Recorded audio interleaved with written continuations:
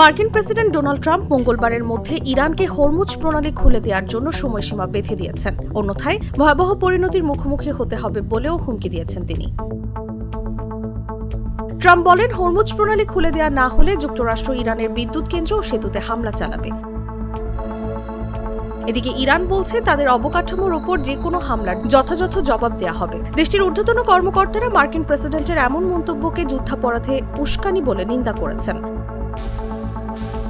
Israeli গণমাধ্যমের খবর অনুযায়ী ইরানের একটি ক্ষেপণাস্ত্র ইসরায়েলের হাইফা শহরের একটি আবাসিক ভবনে আঘাত এনেছে। এতে 4 জন আহত এবং আরও 4 জন নিখোঁজ হয়েছেন।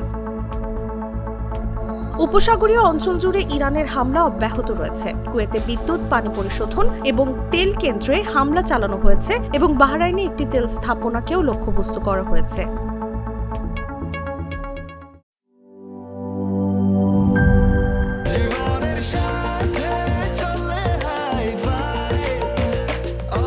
স্বাস্থ্যকর অল টাইম, সব সময় অল টাইম হেলদি লাইফ।